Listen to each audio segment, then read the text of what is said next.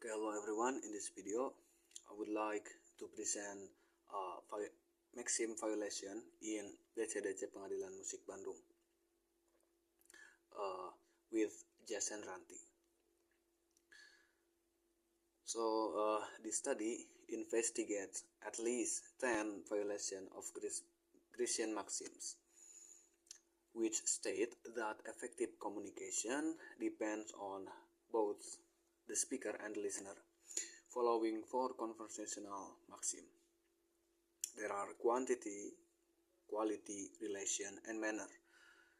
The 10 violations identified are considered the most influential part of the conversation during the courtroom session involving Jason Ranti and his defense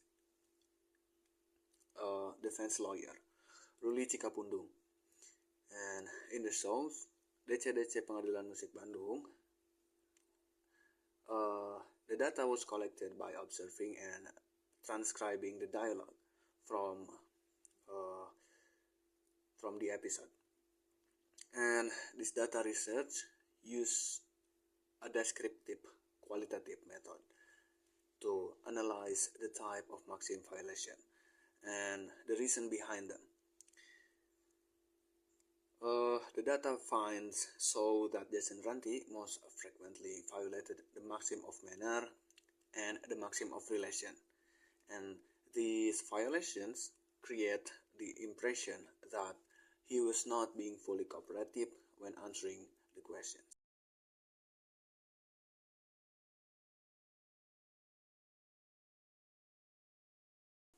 Okay, about DC Pengadilan Music. So basically, this is a music program organized by Jarum Coklat, and the purpose is to test and question the meaning and the message behind a song created by a musician, especially those who are not part of a major label. And uniquely, Jarum Coklat does not present the show like a regular music talk show or podcast, but instead stages it like a court trial.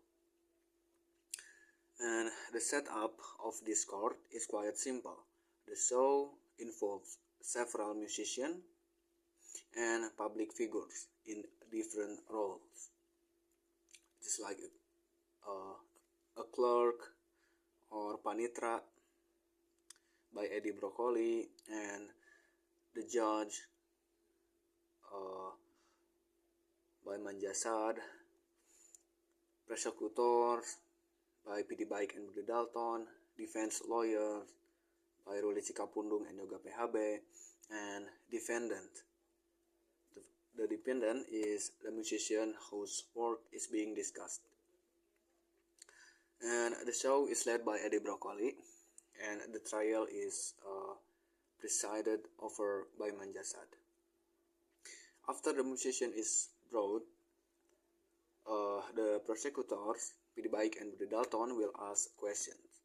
If the musician cannot answer clearly, Ruli Cikapundung and Yoga PHB will help and give explanations or arguments. And during the trial, they usually show evidence such as music video or lyrics created by the musician. At the end of the trial, the judge, Manjasad, gives his conclusions about whether the work is ready to be shared with the public or still needs improvement.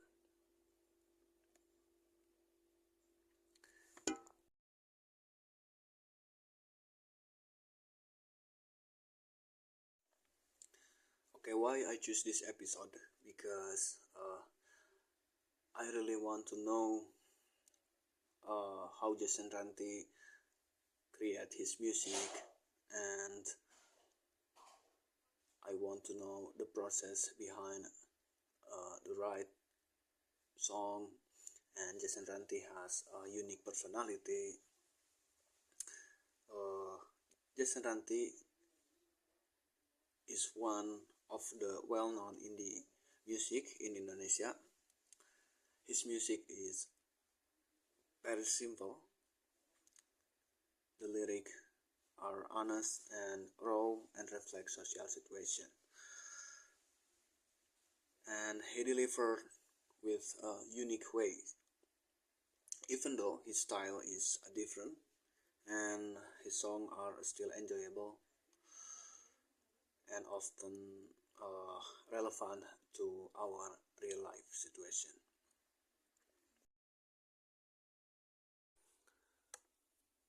Now we are moving to the materials.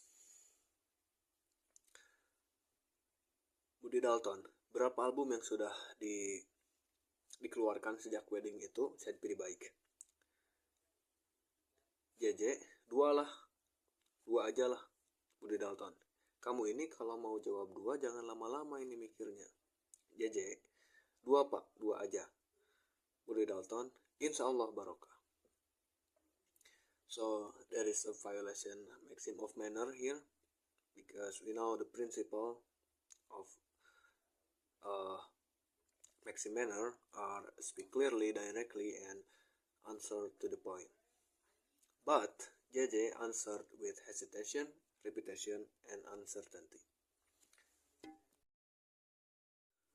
Move to the second slide, solo singer. Nah, sejak kapan kamu kemudian jadi solois? Saya pilih baik. And then JJ answer the question, sejak tersesat. And then pilih baik, enggak, sejak Wedding itu kamu mikir. Enggak mikir Pak Jaksa, saya JJ. Pilih baik again, pasti teu mikir maneh mah, aing geus nyaho. JJ, enggak Pak Jaksa, enggak mikir, keadaan aja mengharuskan begini. Pilih baik. Repeat the question. Bagaimana mula-mulanya jadi solois itu? JJ, miskin. Oh, jadi butuh duit si ieu mah. G word. So there are 2 violation maxim. First one is maxim of manner. It's about clarity, because the answer is indirect, unclear, and not specific. Second, maxim of relation, because the speaker does not answer the question in a relevant or logical way. So we know that the question is bagaimana mula-mulanya jadi solois, but when the first time pilih baik answer JJ with that question, JJ said sejak tersesat. And then pilih baik repeat the question. We know that JJ be a soloist because he needs money. We know for the third time when pilih baik was asking again JJ about this question, the same question actually. And after that JJ said miskin. So there are 2 violation maxim in this conversation. First one is maxim of manner, and the second one is maxim of relation. And after that conversation, as I mentioned before, the clerk will show some evidence, and I want you to focus maybe on the left screen. The clerk shows a picture from one of JJ's album, Akibat Pergaulan Blues. I want you to focus to that picture. Okay.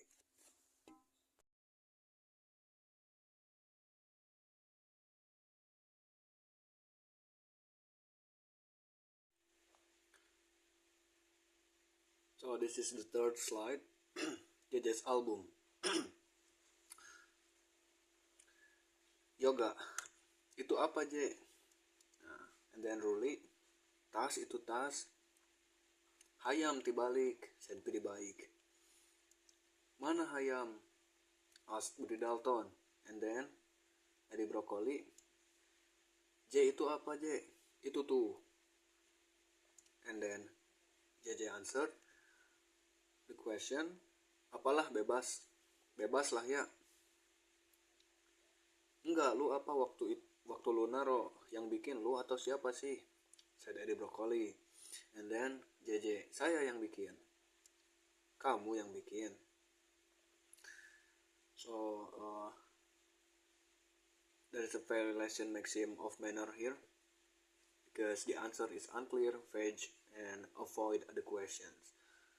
If JJ really made that picture, he should know what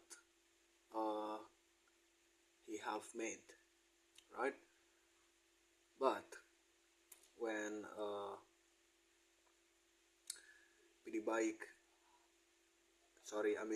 Eddie Broccoli asked to JJ, J itu apa J? But JJ answered was unclear, and I think he avoided the questions. Okay, another evidence shown in the courtroom, but this time a music video. And for your information, this is the music video from Pulang ke Rahim Ibunya by Jason Renti. Okay, let's jump into the conversation. The message behind it. Budi Dalton. Ini sebetulnya dari sebuah estetika yang ditampilkan seorang model Barbie atau naon teteh. Boneka lah pokoknya, saya Eddie Broccoli. Boneka. Sebetulnya dari awal sampai akhir ini yang mau disampaikan itu sama Jason apa? Atau Jason tidak terlibat dalam pembuatan film ini. And then JJ, Pak Hakim, Pak Jaksa ngomongin estetika mulu. Saya gak tahu estetika itu. Kan saya GPK, Gerakan Penghancur Keindahan. Kedua, itu yang buat itu Mas Alan Subakir sama Mas M dan kawan-kawan. Saya ketemu boneka itu di Padang. Bilang sama Mas Alan, kalau kita buat video pakai boneka itu untuk lagu, ada lagunya belum dirilis untuk lagu X. Gitu, gimana? Oh iya J, gue buatin. Oh iya, makasih. Sampai Jakarta lagunya salah. Udah jadi videonya. Terus saya mau gimana? Mau saya ilangin? Gak mungkin, ya udah upload gitu. And then Eddie Broccoli react. Oh, tadinya bukan buat lagu ini. JJ, bukan, kecelakaan. Lagunya buat lagu lain. And in my opinion, there is a violation maxim of relation in this conversation. The question was about the message the video wants to deliver. But JJ start with a statement that doesn't answer the main point and instead talk generally about aesthetica. So the core question actually was ini sebetulnya dari tadi sebetulnya dari awal sampai akhir ini yang mau disampaikan itu sama Jason apa? Atau Jason tidak terlibat dalam pembuatan film ini. And after that the long answer from JJ, I think was not a violation of maxim quantity because he actually told to the prosecutor about all the process behind the video. Okay, the next slide. The meaning. In this conversation, Pidi Baik want to know about the lyric. tadi kan artikulasinya juga kurang jelas gitu. Nyanyi seperti gimana? Itu sedang bercerita apa sih sebenarnya? And then JJ, kuping orang tua lah kalau gitu. Anak muda mah jelas. Pak Hakim. Oh, anak muda mah jelas. Jelas. Jadi baik. Coba untuk orang tua jelaskan ke seluruh dunia. JJ, saya gak ada urusan orang tua pak. Saya anak muda aja pak. Orang tua aduh udah urusan yang lain, said JJ. There are two violations here. First, maxim of quality, because he delivered the statement in a sarcastic tone, implying that was unclear was because the listener was old, because of the singer or JJ's voice. Second one, maxim of relation, because he doesn't directly answer the core question. Itu sedang bercerita apa sih sebenarnya? The next slide. Basically the same question. Gak, sebetulnya apa sih yang mau diceritakan itu dari syair itu? Gak ada diceritain. But JJ just laughing in this moment. Pilih baik. Iya watir bener. Word. Bener-bener gak bercerita ini ya. And in this conversation, there's a violation maxim of manner because JJ's answer was unclear. It's not certain whether there really is no story behind it or if the speaker is joking or being sarcastic.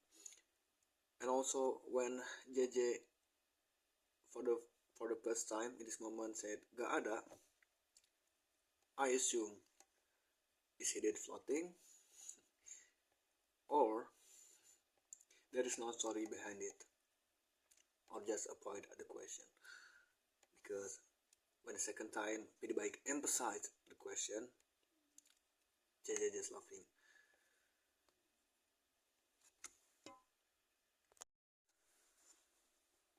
Again, another evidence shown in the trial, because Pilih Baik didn't get what he want from JJ's answer. This time the clerk shown the lyric of Pulang ke Rahim Ibunya. And the next slide, the last attempt, because actually Pilih Baik answer the same question to Jason Ranti. Pilih Baik si eta Lisa on the lyric, entah angin kemana ia merasa sakit, jadi asup angin tapi anginnya eueuh gitu. Aing emang lieur, si Lisa lieur, si iya lieur. Word manjasad. Sok silahkan dijelaskan dulu terdakwa. So this time we know that they didn't get clear answer from JJ. If JJ or if the song don't have any of story behind it, actually JJ in this moment can explain to the clerk or to everyone in the courtroom, but JJ didn't do that. Sok silahkan dijelaskan dulu terdakwa, said Manjasad. JJ, iya lieur, kan bingung bener itu, orang bingung. Diterangkan sendiri oleh tuntutan si jaksa itu. Pilih Baik, oh Lisa itu orang bingung. Manjasad, Lisa itu orang bingung apa bukan? Manjasad emphasized the question. Mungkin, said JJ. Oh mungkin, JJ, mungkin. So there are two violations here in this conversation. First one, maxim of manner, because the answer is repetitive, ambiguous, and unclear. Second, maxim of quantity, because it doesn't provide any new information. And if you guys realize about the last conversation until this section or this slide, actually the prosecutor, P.D. Baik and Budi Dalton, asked the same question. The core of those questions about meaning behind the story of the song, the lyric, and the video. And this conversation is the last attempt from them.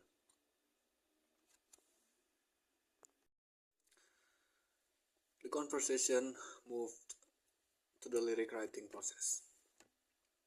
P.D. Baik, bagaimana kamu menulis lirik ini? Kenapa, Pak? Bagaimana kamu proses menulis lirik ini? Stimulus apa yang menyebabkan kamu nulis lirik ini? Ilham dari mana gitu? Said Yoga. JJ, duduk, ngopi, ngerokok, nulis. P.D. Baik, ujuk-ujuk ada, muncul Lisa aja. Gak tahu, Pak. Akumulasi pengalaman masa lalu. Oke. Saha Lisa teh? Gak tahu. So, there is a violation maxim of manner and quality. There are two violations in this conversation. Because if JJ wrote lyrics about Lisa, but JJ said gak tahu, it conflict with the expected knowledge he should have. And in this occasion, Ruli Cikapundung and Yoga PHB will do their assignment as a defendant's lawyer.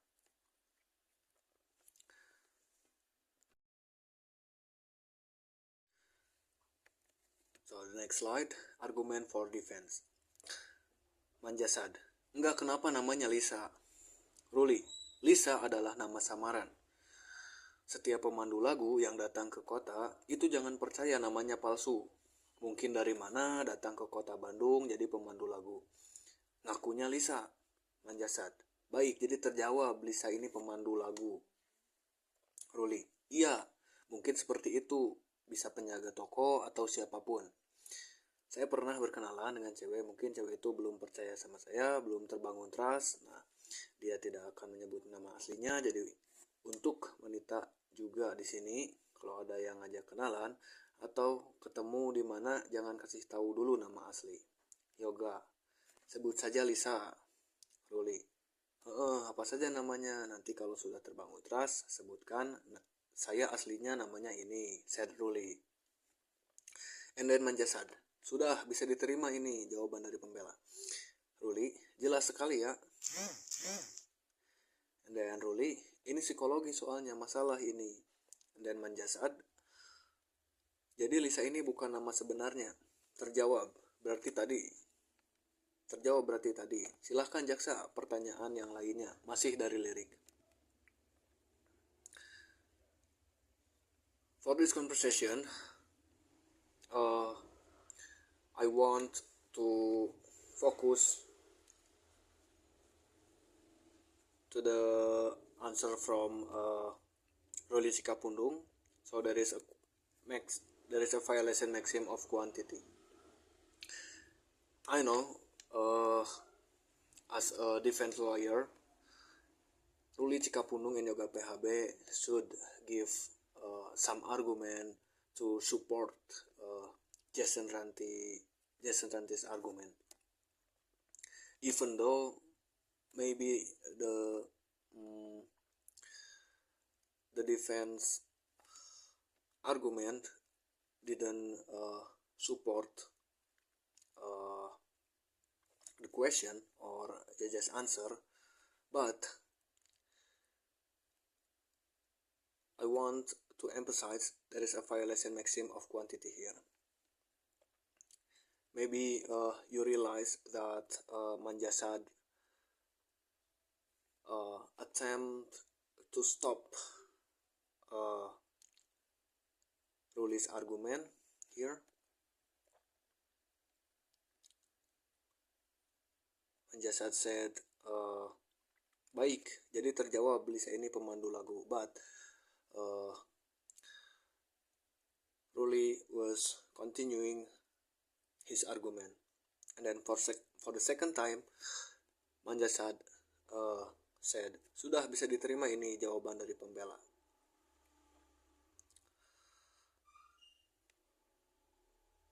And then Manjasad said, jelas.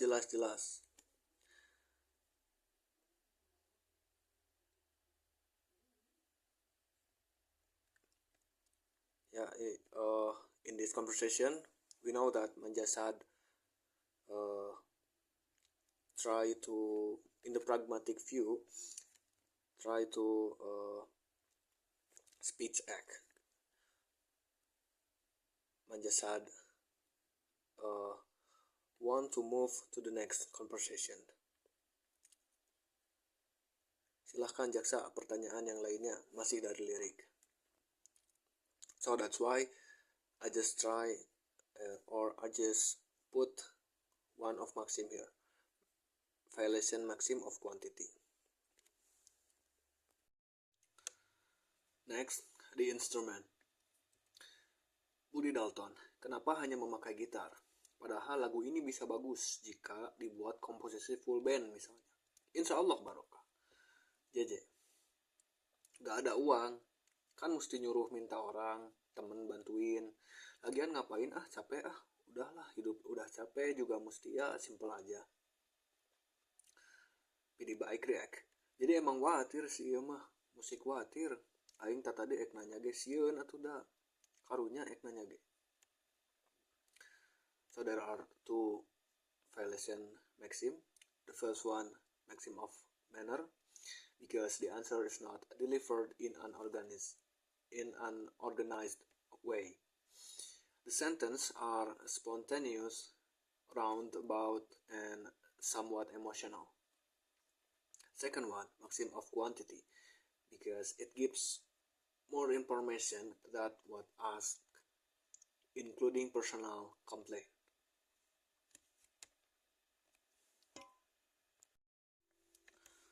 Okay, for the conclusion, this research analyzed 10 utterances that violated Greece's conversation maxim in the episode of DC-DC Pengadilan Musik Bandung featuring Jason Renti.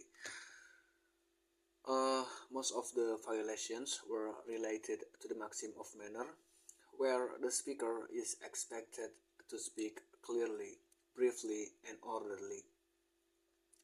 Some violations also involved the maxim of relation, where the answer should be relevant to the topic of discussion.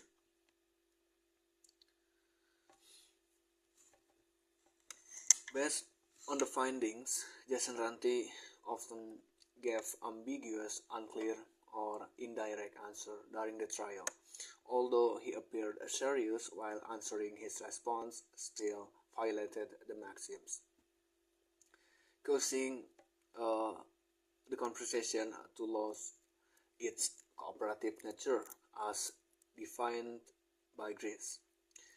As a result, the audience and the prosecutors struggled to get clear information about the meaning behind his music, especially regarding his song Pulang ke Rahim Ibunya and the figure Lisa mentioned in the lyric. At first, it could be assumed that JJ was simply not used to formal conversation that demand clear structure. However, further research shows that JJ or Jason Renti holds a degree in psychology, SPSI, and he is known for his philosophical and abstract communication style. In the show, Even though he looked serious, his answer remained unclear, creating ambiguity throughout the trial. The defender, Ruli Cikapundung, also violated the maxim of quantity by giving overly long and unnecessary explanations, which made the conversation less effective. His response reflected his role as a defender, but still lacked relevance. In conclusion, the maxim violation that occurred in this episode reflect how informal setting like entertainment talk show can still face communication breakdowns when speakers fail to follow conversation principle. Even though the atmosphere was casual and humorous, the lack of clear and relevant answer left the audience without satisfying explanations about the scientist's creative process. Maybe that's all that I can present in this occasion. I'm really sorry if there are any mistaken, and thank you because watching until this section. Wassalamualaikum warahmatullahi wabarakatuh.